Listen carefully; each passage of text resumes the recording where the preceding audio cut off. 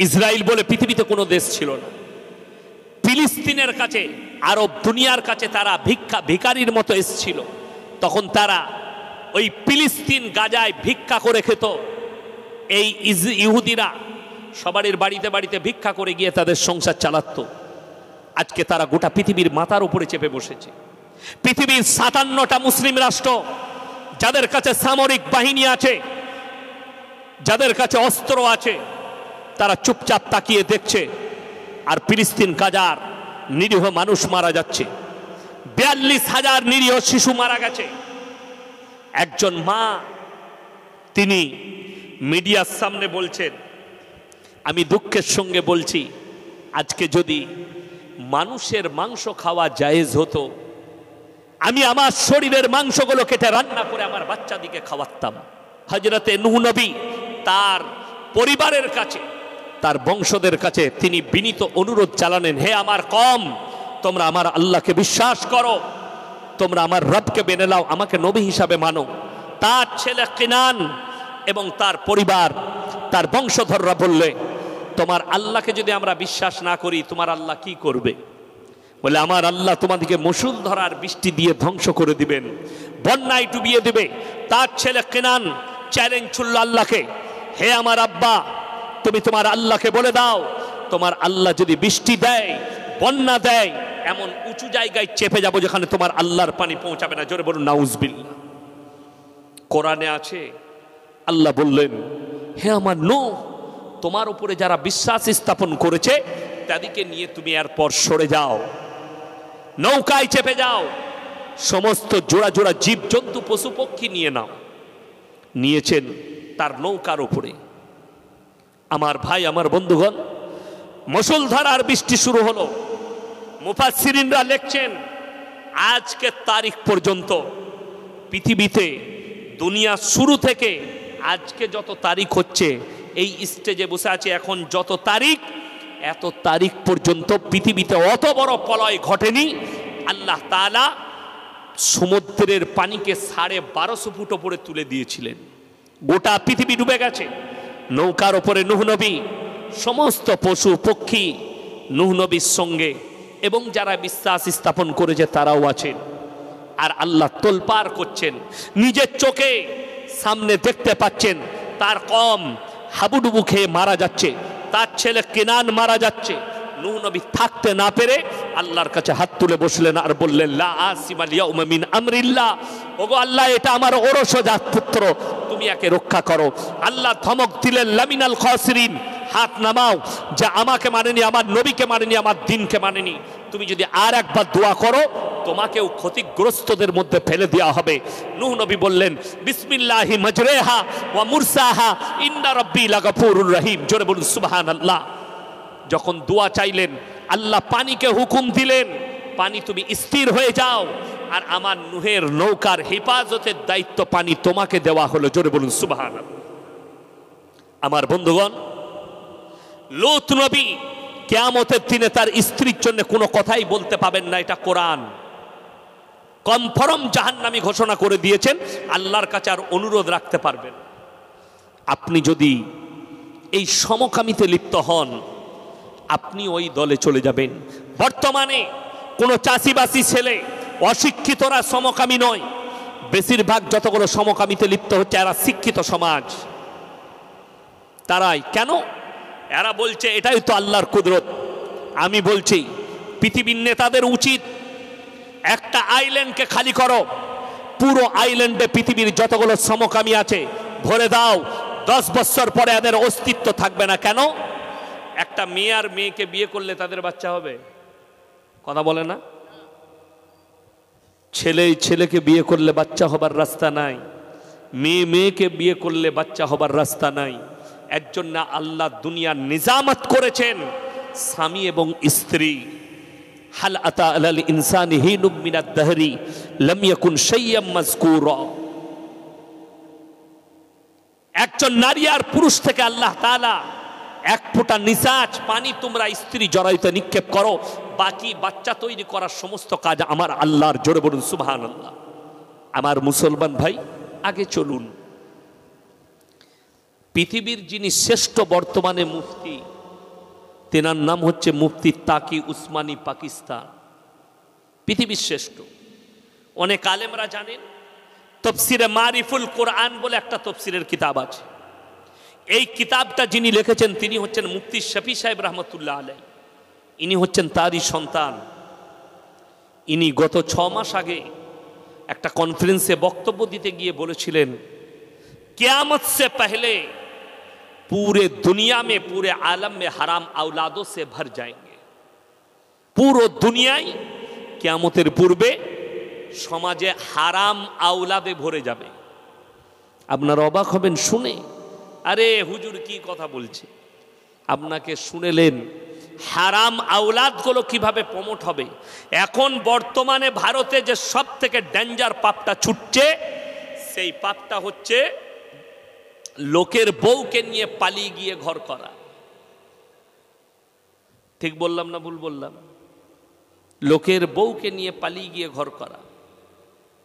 হুগলির ছেলে বর্ধমানে গিয়ে বাস করছে ঘর ভাড়া নিয়ে, বর্ধমানের ছেলে হুগলিতে এসে বাস করছে। আমার ভাইজান, অনুরোধ করে বলে যাচ্ছি, কেউ যদি কারুর বউকে নিয়ে পালিয়ে যায়, তার স্বামী যদি তাকে ডিভোর্স না দেয় এবং 3 মাস 10 দিন ইদ্যত পালন না করে, গোটা পৃথিবীর মৌলবি যদি এক কাছে হয়ে নিকাহ পড়ায়, নিকাহ হবে না, হারাম। এটা লিখে নিয়ে যান। যদি বাচ্চা পয়দা হয় এই অবস্থায়, নাজায়েজ বাচ্চা হবে, হারাম আওলাদ হবে, ইসলামী শরীয়ত মোতাবিক জায়েজ হবে না। স্বামী মারা গেলে 4 মাস 10 দিন, স্ত্রী যদি ডিভোর্স হয় 3 মাস 10 দিন ইদ্যত পালন করতে হবে। অনেক শিক্ষিত লোকের প্রশ্ন, এটা নিয়ে আমেরিকা, লন্ডন, ব্রিটেন, জাপান, জার্মানের বৈজ্ঞানিকরাও গবেষণা করেছে। কেন ইসলামে ইদ্যত পালন আছে? একটা মহিলা ছাড় হওয়ার পরে, ডিভোর্স হওয়ার পরে কেন 3 মাস 10 দিন ইদ্যত পালন করবে? একটা স্বামী মারা যাওয়ার পরে কেন 4 মাস 10 দিন ইদ্যত শোক পালন করবে? এটার ভেতরে একবারই বৈজ্ঞানিক পদ্ধতি আছে। জোরে বলুন সুবহানাল্লাহ। দেখবেন কোন ছেলে মেয়ে যখন রিলেশনে থাকে, প্রেম করে, অনেক সময় মোবাইলে, পেপারে আমরা দেখতে পাই যে অমুক ব্যক্তি বিয়ের প্রতিশ্রুতি দিয়ে মেয়েটাকে কি করেছে? ধর্ষণ করেছে। প্রথমে ধর্ষণ থাকে নাই, প্রথমে প্রেম প্রেমিক ছিল। 2 মাস তার সাথে 2 মাস আগে মিলামিশা করেছে। 2 মাস পরে ছেলেটা বলল, আমি আর তোমাকে চাই না, তুমি অন্য জায়গায় বিয়ে করো, আমি অন্য জায়গায় করব। মেয়েটা ব্রেকআপ করলো ছেলেটা। এই মেয়ে গিয়ে থানায় অভিযোগ করলো, স্যার আমাকে বিয়ের প্রতিশ্রুতি দিয়ে সহবাস করেছে। প্রমাণ কি করে হবে? প্রশাসনের কাছে একটাই রাস্তা থাকে, বৈজ্ঞানিক পদ্ধতি, সেটা হচ্ছে মেডিকেল চেক আপ। কি চেক আপ হয়? দেখা হয় স্ত্রীর জরায়ুতে ওই পুরুষের কোনো ভ্রূণ আছে কিনা। যদি থাকে, এই মেয়েটার সঙ্গে মিলামিশা হয়েছে এবং সেটা পরীক্ষা করা হবে, ছেলেটার রক্তর সাথে মিলে গেলে এই ছেলেটা মিলামিশা করেছে, অপরাধী। আমার বন্ধুগণ, আমার ভাই, এই জন্য ইসলাম বলেছে মেয়েটার যখন ডিভোর্স হবে 3 হায়েজ পর্যন্ত বিয়ে করতে পাবে না। তার জরায়ুতে, যদি স্ত্রী জরায়ুতে ভ্রূণ থেকে যায়, যখন 2 মাস পেরিয়ে যাবে তার ভ্রূণটা কেটে যাবে। বৈজ্ঞানিক বলছে 3 মাস পেরিয়ে গেলে তার যদি অন্য স্বামী গ্রহণ করে, বাচ্চাটা হবার, হারাম হবার সম্ভাবনা নেই। জোরে বলুন সুবহানাল্লাহ। ওই জন্যে আমি জানি, আমার এক বন্ধু সুরাটে থাকে, হুগলি ডিস্ট্রিক্টে বাড়ি। লকডাউনের সময় বিবিকে বাড়িতে রেখেছিল। বিবি পালিয়ে গেছে অন্য ছেলের সাথে। আছে কোথায়? বীরভূম ডিস্ট্রিক্টে এক জায়গায় ঘর ভাড়া নিয়েছে। আমি জানি কোথায় আছে, বাই ক্যামেরা বলছি, আমি জানি কোথায় আছে, নাম লুবো না জায়গা। অথচ সেখানকার লোক মনে করছে এরা স্বামী স্ত্রী, অথচ তার আগের স্বামী যে সুরাটে আছে সে ডিভোর্স দেয়নি। যতদিন তারা বাস করছে, মিলামিশা করছে, হারাম। এবং এই অবস্থায় বাচ্চা হলে হারাম আওলাদ হবে। আর এই মেয়ের জন্য জান্নাত পাবার আশাই করা যাবে। যতক্ষণ না ওই জায়গা থেকে ফিরে আসছি। চলুন আরো একটা বলে দিই, হারাম আওলাদ আসার আর একটা পদ্ধতি। বেঈমান কাফেররা, আজকে আমি ইয়াসিন জলসা করতে এসেছি, আমাকে যদি জিজ্ঞেস করেন ইনি আপনি কে, আমি আমার বাপের নাম লুব না মায়ের? বাবা কথা বলে না, বাপের। আমি মোল্লা শওকত আলী মাজাহিরির ছেলে। আমি যদি ইনাকে জিজ্ঞেস করি আপনি কে, ইনি বাপের নাম বলবেন না মায়ের? কথা বলে না, বাপের। বাপ যদি মারা যায় তাও আমরা বলি মৃত অমুকের ছেলে। আপনাদের এখানে ছাগল আছে না নাই? নাই, ছাগল আছে। ছাগলের বাচ্চা হলে পাঁঠার বাচ্চা বলেন না ছাগলের? ছাগলের। গায়ের বাচ্চা হলে ষাঁড়ের বাচ্চা বলেন না গায়ের? গায়ের বাচ্চা। আপনি অবাক হবেন, এই কথাটা আমার দিলেতে তীরের মতো গাঁথন। আল্লাহ তাআলা ইনসানের, মানুষের পরিচয় ঘটিয়েছে বাপের দ্বারা, আর জানোয়ারের পরিচয় ঘটিয়েছে মায়ের দ্বারা। দিলেতে গেঁথেলেন। যদি বলেন দলিল, দলিল দিয়ে দিই। আমার ভাই খুব ভালো করে বুঝবেন, হৃদয় দিয়ে শুনবেন। ইসলামে 4টা বিয়ে করা পুরুষের জন্য জায়েজ আছে না নাই? কথা বলেন।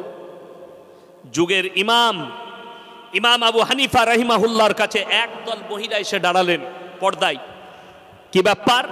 হে যুগের ইমাম, আপনার কাছে আমরা জানতে চাই, ইসলামী শরীয়তে আপনি বলেছেন একটা পুরুষ 4টা বিয়ে করতে পাবে, কিন্তু একটা মহিলা কেন 4টা স্বামী রাখতে পাবে না? তিনি বললেন কালকে এসো, উত্তর দেব। আজকে পারবো না, কাল সকালে এসো। তোমরা চলে যাও, আমি উত্তর খুঁজছি। সেই মহিলারা চলে গেলেন। ইসলামে 4টা বিয়ে করা জায়েজ আছে। ইমানদারির সঙ্গে বলবেন, একটা পুরুষ যদি দ্বিতীয় বিয়ে করতে চায় তার বিবির কাছে অনুমতি লাগবে না লাগবে না? জোরে বলুন, হ্যাঁ তাড়াতাড়ি বলুন। লাগবে। আচ্ছা, এরকম ভালো বউ কারো আছে? রাতের বেলায় গিয়ে বলবেন কালকে আমি আর একটা বিয়ে করব, চুমু খাবে না ঝাঁটা করে মারবে? ওই জন্যে আলেম এবং সাধারণের পার্থক্য। ওই জন্যে আলেমের পাশে উঠা বসা করুন। স্ত্রীর কাছে অনুমতি নেবার কোনো প্রয়োজন নাই, এটা শরীয়ত বলছে, ইসলাম। স্ত্রীর কাছে অনুমতি লাগবে না, আপনি বিনা অনুমতিতে বিয়ে করতে পারেন, স্ত্রীর অনুমতি নয়। অনেকজন মনে মনে ভাবছে এতদিন একটা ভালো হুজুরকে দাওয়াত দিয়েছিস, কাল কি বিয়ে করব, তুইও মার খাবি আমিও খাবো। এটার মানে এটা নয়, স্ত্রীর কাছে অনুমতি নয়, কিন্তু অনুমতিটা শোনো কোথায়? যদি তোমরা দ্বিতীয় বিবি গ্রহণ করতে চাও, আর তোমার দিল যদি বলে দুটো বিবিকে সমান চোখে দেখতে পারবো না, তোমার জন্য একটাই বিবি যথেষ্ট। জোরে বলুন সুবহানাল্লাহ। তোমার হৃদয়কে জিজ্ঞেস করতে হবে। মায়েরা শুনবেন, ভুল বুঝবেন না। কোনো ব্যক্তি যদি দুটো বউ রাখে, একটা বউকে যদি 500 টাকা দামি শাড়ি দেয় আর একটা বউকে যদি 300 টাকা দামি শাড়ি দেয়, সে যদি কাবা ঘরে নামাজ পড়ে তার কবরের আযাব থেকে কেউ বাঁচাতে পারবে না। কেউ যদি দুটো বউ রাখে, একটা বিবিকে যদি 50 টাকা কিলো চাল দেয় আর একটা বিবিকে 30 টাকা, জেনে রেখে দিবে তোমার কবরের আযাব কেউ কোনো বাপের বেটা মলবি দোয়া করে রুখতে পারবে না। এটা শরীয়ত বলছি, ইসলাম বলছি। দুটো বিবিকে সমান চোখে। এরপর অনেকজনার মনে মনে হবে শিক্ষিত লোকদের, ইসলামে কেন 4টা বিয়ে করলেন? আল্লাহর কসম, আল্লাহ কোরআন অবতীর্ণ করেছেন, গোটা পৃথিবীর বায়োডাটা আল্লাহ কোরআনে ভরে দিয়েছেন। জোরে বলুন সুবহানাল্লাহ। তোমার স্ত্রী যদি বন্ধা হয়, বাচ্চা না হয়, তুমি তোমার বংশ বিস্তার করার জন্য দ্বিতীয় বিবি গ্রহণ করো। কিন্তু মাথায় রাখবে, তোমার মন যদি বলে দুটো বিবিকে সমান চোখে দেখতে পারবো না, তখন তোমার জন্য একটাই বিবি যথেষ্ট। এটা ইসলাম বলছে, এটা শরীয়ত বলছি। আমার বন্ধুগণ, আমার ভাই, মাথায় রাখবেন, ইসলাম এত সুন্দর। এই দুটো বিয়ে করা, আপনি ডাক্তারের কাছে আপনার বিবিকে নিয়ে গেছেন, ডাক্তারে বলে দিল তোমার স্ত্রীর যা শারীরিক কন্ডিশন, আপনি আপনার স্ত্রীর সঙ্গে শারীরিক মিলন করতে পারবেন না। যে মা বোনের আমার বয়ান শুনছেন, তারা নিজের দিলকে জিজ্ঞেস করুন যে এই অবস্থায় ডাক্তারে নিষেধ করলো, সে স্ত্রীর সঙ্গে মিলামিশা করতে পারবে না। আমি খুব খোলা বয়ান করছি, খুলে আলোচনা করছি, যেন আপনার পরিষ্কার বুঝে আসে। সেই স্বামী হালাল একটা দ্বিতীয় বিবি গ্রহণ করা ভালো, না তুমি বাড়িতে থাকবে আর সে বাইরে গিয়ে নাজায়েজ বিবির সঙ্গে হারাম সম্পর্কটা ভালো? তুমি তোমার দিলকে জিজ্ঞেস করো। ইসলাম বলছে তুমি হালাল বিবি গ্রহণ করো তোমার জৈন খিদা মিটাবার জন্যে। কেন? আল্লাহ কোরআনে স্পষ্ট ভাষায় বলেছেন, ওয়ালা তাকরাবুজ জিনা ইন্নাহু কানা ফাহিশা ওয়া সা সাবিলা। ব্যভিচার করা তো অনেক দূরের কথা, যে রাস্তায় ব্যভিচার হয় সে রাস্তার ধারে পাশে তোমরা যাতায়াত করো না। জিনা করা পাপ। ইল্লা আলা আজওয়াজিহিম আও মা মালাকাত আইমানুহুম ফাইন্নাহুম গায়রু মালুমিন। তোমরা তোমাদের স্ত্রীর সঙ্গে ভালো ব্যবহার করো। স্ত্রী ব্যতীত যদি তোমরা অপরের সঙ্গে সম্পর্ক করো তোমরা হবে সীমা লঙ্ঘনকারী। আমি আল্লাহ তখন তোমাদিকে কঠিন আযাবে মুবতালা করব, জাহান্নামে নিক্ষেপ করব। আপনি স্ত্রীর সঙ্গে ভালো ব্যবহার করুন, হালাল বিবি গ্রহণ করুন। তোমার প্রয়োজন পড়লে আগে চলুন।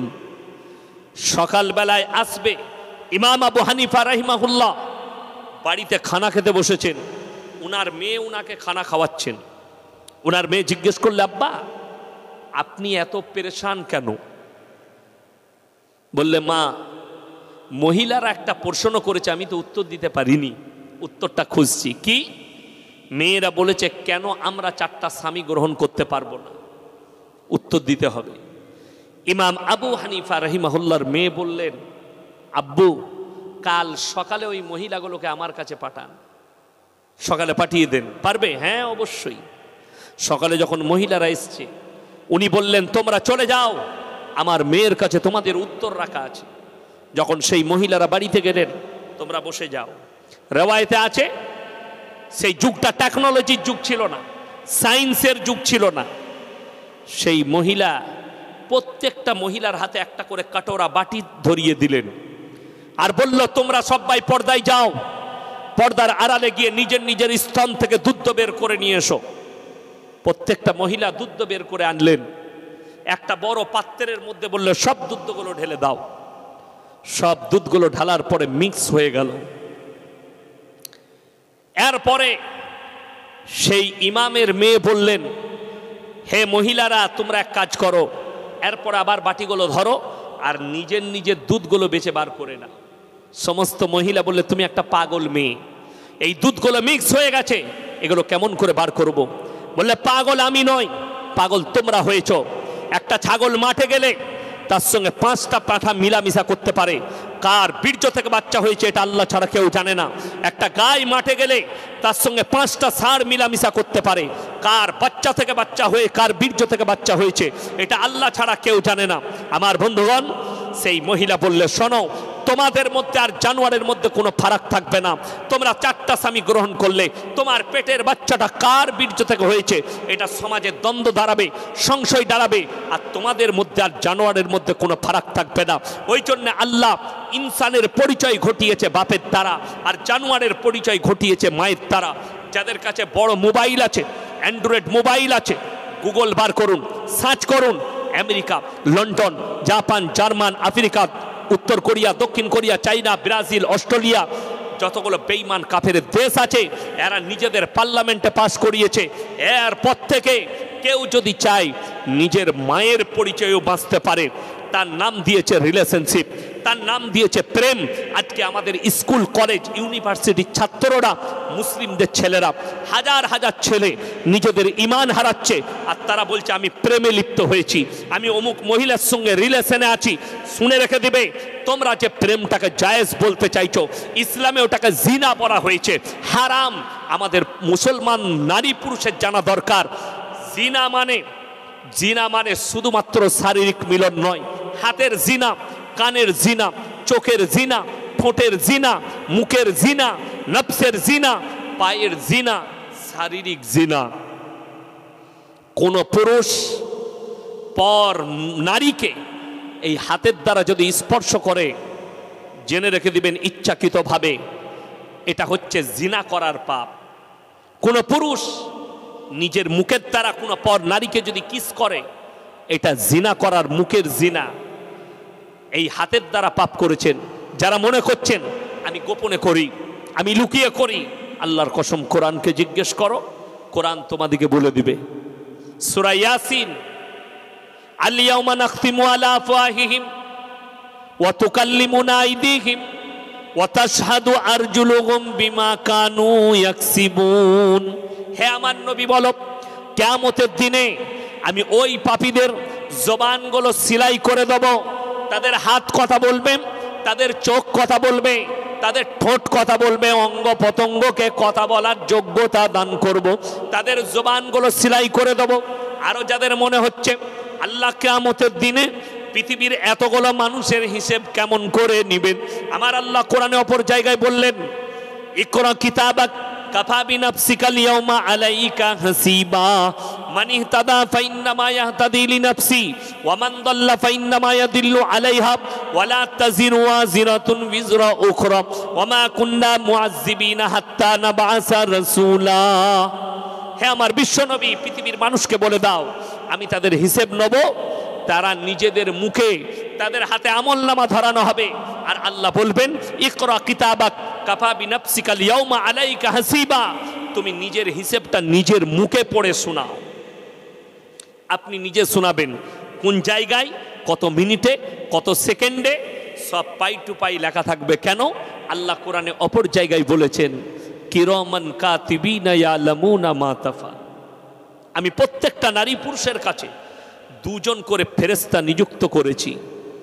কাতিব মানে হচ্ছে যারা টাইপ করে করে লিখে রাখবে, যাদেরকে আমরা লেখক বলি, আরবিতে কাতিব। টাইপ করে করে তোমাদের ভালো মন্দগুলো লিখে রাখবে, লিপিবদ্ধ করে রাখবে, আর কিয়ামতের দিনে ওইগুলোই তোমাদের হাতে ধরানো হবে। তুমি পড়ে শোনাও নিজের মুখে, জায়গা, স্থান, কাল, পাত্র সব আপনার মনে আসবে। আমার ভাই, কিয়ামত কাছে, নিজেদিকে পাপ মুক্ত জীবন গড়ান। একটা মানুষও আমরা থাকতে আসিনি, আমাদেরকে পরকাল গমন করতে হবে। ওই জন্য কোরআনে এই দুনিয়া সম্পর্কে আল্লাহ অবগত করেছেন, ওমাল হায়াতুদ দুনিয়া ইল্লা মাতাউল গুরুর। এই দুনিয়া তোমাদের জন্য সম্পূর্ণ ধোঁকা। আপনি ধোঁকায় পড়ে আছেন। যে কোনো সময় আপনি যেদিনে মারা যাবেন, এখন 1 নম্বর প্ল্যাটফর্মে বাস করছেন, আপনি 1 নম্বর প্ল্যাটফর্মে দাঁড়িয়ে আছেন। মরণের পরে কবরটা হচ্ছে 2 নম্বর প্ল্যাটফর্ম। এই 2 নম্বরের পরে সব থেকে ডেঞ্জার প্ল্যাটফর্ম হবে কিয়ামতের ময়দান। 3 নম্বর প্ল্যাটফর্মটা, ওটা হবে সব থেকে ডেঞ্জার জায়গা, যেখানে আপনার হিসেব হবে। তারপরে 4র্থ প্ল্যাটফর্ম, যেটা আবাদান আবাদার জায়গা। এই দুনিয়া কিছুক্ষণের জন্যে, কিন্তু জান্নাত আর জাহান্নাম হবে আবাদান আবাদা, চিরকালের জন্যে। আপনাকে দুনিয়াতে 3টে সময় আল্লাহ দিয়েছেন, একটা শিশুকাল, একটা যৌবনকাল, আর একটা বৃদ্ধকাল। আল্লাহর কসম, কিয়ামতের দিনে জান্নাতে আপনার একটাই কাল হবে, যে কাল শুরু হবে সে কালের আর শেষ থাকবে না। জোরে বলুন সুবহানাল্লাহ। এখানে 3টে কোরআনে আছে, তোমরা চির কিশোর থাকবে, তোমাদিকে আর বৃদ্ধতে স্পর্শ করবে না, তোমরা আর বৃদ্ধ হবে না। 18-20 বৎসরের যুবক আর যুবতী হবে, তাদের বয়সটা ওইটাই থেকে যাবে। দুনিয়াতে আমরা এখানে যারা বসে আছি, এই শরীরগুলো সব নকল, একটাও আসল শরীর নয়। আপনি রাত্রে খানা খাবেন, সকালে পায়খানা করতে হবে। কেন? আল্লাহ আপনার শরীরে লিভার দিয়েছে, এই লিভারের ফাংশন হচ্ছে, কাজ হচ্ছে হজম করে পায়খানার দ্বারে নিয়ে যাওয়া। আল্লাহ আপনার কিডনি দিয়েছে, কিডনির কাজ হচ্ছে হজম করে আপনার প্রস্রাবের রাস্তায় নিয়ে যাওয়া পানিটা। কিন্তু আল্লাহর কসম, জান্নাত হচ্ছে পবিত্র জায়গা, জান্নাত উপভোগের জায়গা। জান্নাতে খানা তো খাবেন, পায়খানার প্রয়োজন পড়বে না, আল্লাহ অটোমেটিক গায়েব করবেন। জোরে বলুন সুবহানাল্লাহ। আপনি জান্নাতে পানি তো লিটার লিটার পান করবেন, প্রস্রাবের প্রয়োজন হবে না, অটোমেটিক গায়েব হবে। আমার আল্লাহ রব্বুল আলামিন পৃথিবীর মানুষের জন্য এত সুন্দর জায়গা রেখেছেন। দুনিয়াটা কেন? ইন্না জাআলনা মা আলাল আরদি জিনাতাল্লাহা লিনাবলুয়াহুম আইয়ুহুম আহসানু আমালা। এই পৃথিবীটাকে আমি আল্লাহ সুসজ্জিত করেছি শুধুমাত্র আমার বান্দাদের জন্য। কেন? তোমরা এই দুনিয়াতে আমি তোমার জন্য সুসজ্জিত করেছি, তোমরা খালি এই দুনিয়াতে আমার যত মাল আছে উপভোগ করো। একটা জিনিস আমি খালি কিয়ামতের দিনে তোমাদের কাছে চাইবো, সেটা হচ্ছে নেক আমল, ভালো আমল আপনি করুন, আপনার জন্য মঙ্গল। তার জন্য সবাই নিয়ত করুন, আজ থেকে সবাই নামাজি হব। জোরে বলুন ইনশাআল্লাহ। নামাজ কেউ ছাড়বেন না, কম্পালসারি। আপনার পরিবারকে দাওয়াত দেন নামাজের। লাস্ট আমি যেটা বলবো, এটা আমার মা বোনেরা গৌর করবেন, যারা বাপ আছেন, যারা ভাই আছেন, যারা স্বামী আছেন, তারা ভালো করে গৌর করবেন। আমরা সকলে জানি হাদিসটা, আল্লাহ নবী সাল্লাল্লাহু আলাইহি সাল্লামের কাছে আল্লাহর তরফ থেকে আল্লাহ পর্দা ফরজ করলেন। নারীদের জন্য পর্দা ফরজ। কোরআনে লেখা আছে, ওয়াদরিব খুমুরিহিন্না আলা জুনুবিহিন, হে নারী তুমি পর্দা নির্ধারিত করো, তোমরা কোনোদিন ধর্ষিতা হবে না, তোমরা কোনোদিন লাঞ্ছিত হবে না। অনুরোধ করে বলছি, নিশ্চয় এই গ্রামে দোকান আছে, এলাকায় দোকান আছে, একটা পালস চকলেট তার দাম কত বাবা? কথা বলে না? 1 টাকা। সেটা দোকানিরা খোলা প্লেটে বিক্রি করে না প্যাকেটে থাকে? প্যাকেটে। খোলা প্লেটে বেচলে আপনি কিনবেন না কেন? ধুলো পড়েছে, মাছি বসেছে, ওটা কিনবো না, ময়লা হয়ে গেছে, ওটা খেলে আপনার পেটের ক্ষতি হবে। মুসলমান 1 টাকা চকলেটের মূল্য বুঝেছেন, ওটা প্যাকেটের মধ্যে সিল থাকতে হবে, না হলে ধুলো বসবে। কিন্তু নিজের মায়ের মূল্য বুঝেনি, নিজের বিবির মূল্য বুঝেনি, নিজের বিটির মূল্য বুঝেনি, যে তাদেরকে আপনি পর্দা দিতে পারলেন না। অথচ 1400 বছর আগে আল্লাহর রসুলের কাছে আল্লাহ পর্দা ফরজ করলেন। যেদিন থেকে পর্দা ফরজ হয়েছে, আল্লাহ নবী এবং সাহাবীর বিবিরা পায়ের নখটা পর্যন্ত পর্দা থেকে বের করেনি। জোরে বলুন সুবহানাল্লাহ।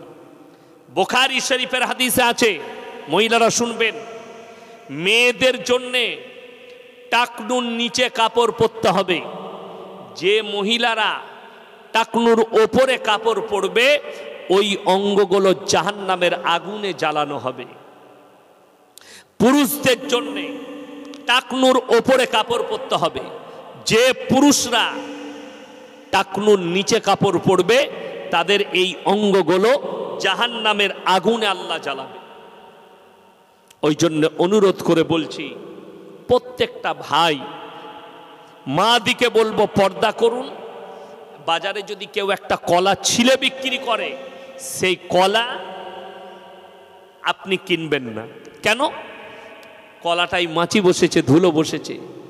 হাইরে মুসলমান, তুমি একটা কলার মূল্য বুঝলে, কিন্তু নিজের বিটির ইজ্জত বুঝলে না, নিজের বিবির ইজ্জত বুঝলে না।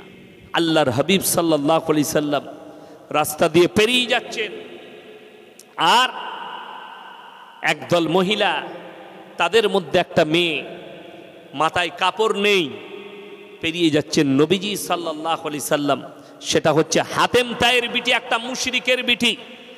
নবীজি মাথার পাগড়িটা খুললেন আর তার মাথায় চাপালেন, আর নবীজি বললেন, সাহাবীরা বললেন, ইয়া রাসূলুল্লাহ, এটা তো মুশরিকের বিটি। নবীজি ধমক দিলেন, আমি আল্লাহর নবী, মেয়েদের মাথা ঢাকতে এসেছি, খুলতে আসিনি। জোরে বলুন সুবহানাল্লাহ। আমি মেয়েদের মাথা খুলতে আসিনি, ঢাকতে এসেছি। আল্লাহ নবী সাল্লাল্লাহু আলাইহি সাল্লাম এই আদেশ দিলেন। ওই জন্য আমার বন্ধুগণ, আপনি আপনার ফ্যামিলিতে তারবিয়ত নিয়ে আসুন, মায়েদিকে নামাজের দাওয়াত দেন। আপনি নিজে নামাজি হন, কম্পালসারি আপনি বরকত চান। আল্লাহ রসুলের স্পষ্ট হাদিস আছে, যারা 5 ওয়াক্তের নামাজ পড়বে, আল্লাহ কোনোদিন তাদের রুজিতে কমি দিবেন না মৃত্যুকাল পর্যন্ত। আপনি নামাজি হন, নিজের রুজির জন্য পরিবারকে নামাজের দাওয়াত দেন। রুজি মানে এটা নয় যে প্রত্যেক দিন খাসির মাংস খাওয়া আর ইলিশ মাছ খাওয়া, এটার নাম রুজি নয়। রুজি মানে হচ্ছে আপনি বসবেন, দাস্তারখান আপনার সামনে আসবে, যে খাবারটাই আসবে আপনার কাছে হালাল রুজি চলে আসবে। আল্লাহ রসুলের আর এক হাদিস আছে, যারা আল্লাহর রাস্তায় দিনের পথে থাকবে, আল্লাহ তাআলা মৃত্যুকাল পর্যন্ত ইজ্জতের রুজি দান করবেন। জোরে সোরে বলুন সুবহানাল্লাহ।